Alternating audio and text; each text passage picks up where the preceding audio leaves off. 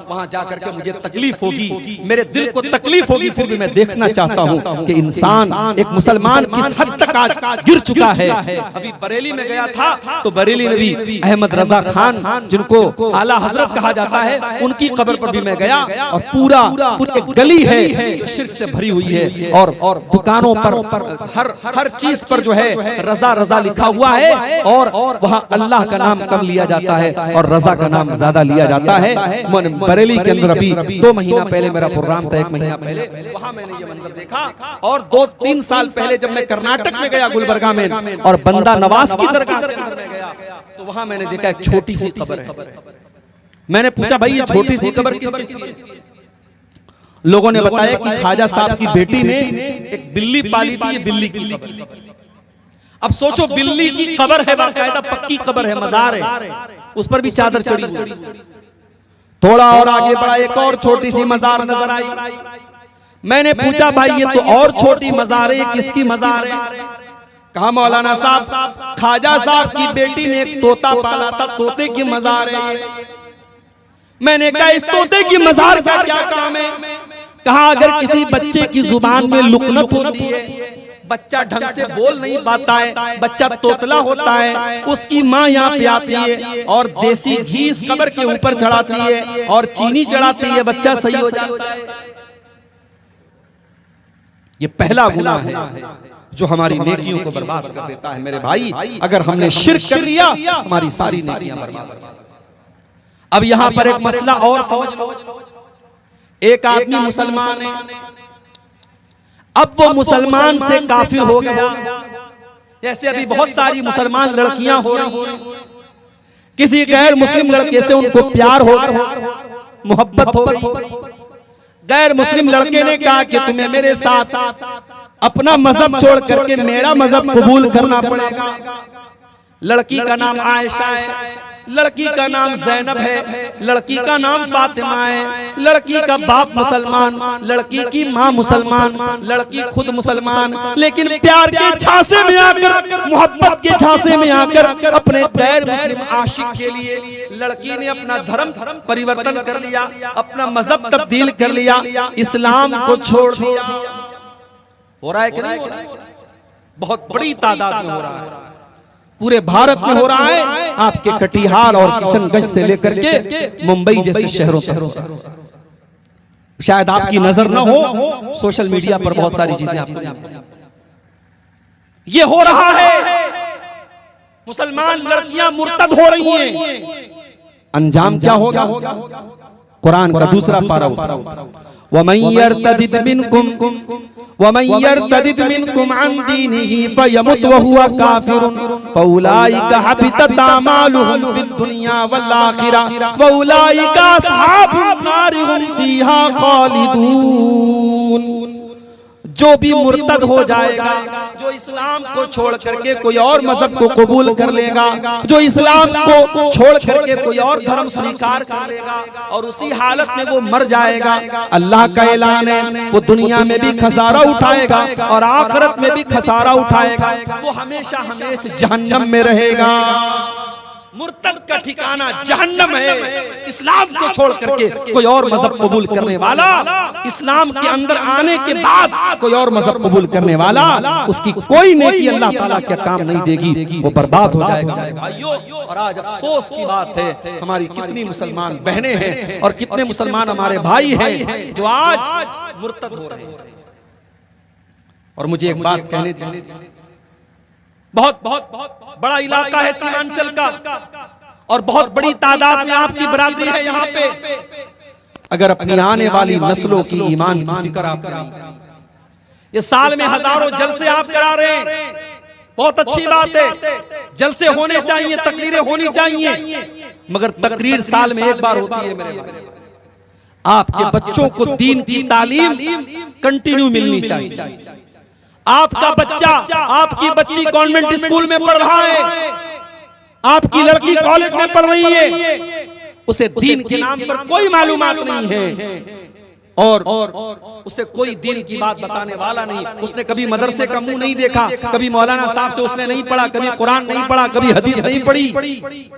आपका वो लड़का और लड़की कल जब जवान होगा तो मीडिया की वजह से, सोशल मीडिया की वजह से, इंटरनेट की वजह से धीरे धीरे उसके दिमाग को दीन से दूर कर दिया जाएगा, अल्लाह से दूर कर दिया जाएगा। और इस बात का डर है कि आपकी आने वाली नस्लें दीन से दूर हो जाएंगी।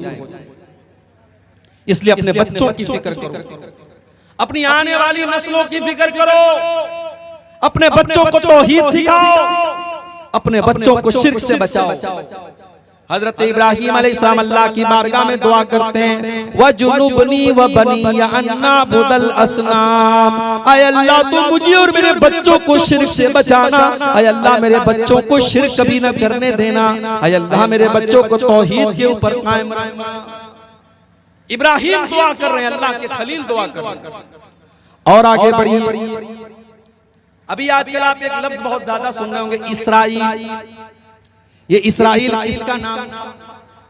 मैं उलमा से नहीं पूछता, अवाम से पूछता हूं। अवाम में से कोई बता, इसराइल किसका नाम था? बोलो भाई, बहुत तकरीर सुनी आप लोगों ने, उलमा जवाब नहीं देंगे, आम आदमी जवाब दे। इसराइल किसका नाम है? किसका नाम है? बोलो भाई, रिकॉर्डिंग कोई बताए, इसराइल किसका नाम है? किसका नाम था? नहीं नहीं, और कोई बताए इसराइल किसका नाम था? क्या तकरीर सुनते हो भाई? इसराइल हजरत याकूब अलैहिस्सलाम का नाम था। हजरत याकूब अलैहिस्सलाम का नाम इसराइल था और उन्हीं के 12 बेटों से 12 कबीले बने थे जिनको बनी इसराइल कहा जाता है। और ये जो यहूदी हैं ये उसी नस्ल से चले आ रहे हैं, इसीलिए इन्होंने अपनी इन्होंने जो मुल्क बनाया उसका नाम अपने बाप के नाम पे इसराइल के नाम पे रखा। तो इसराइल कोई खराब नाम नहीं है, ये तो नबी का नाम है, ये तो नबी का नाम है।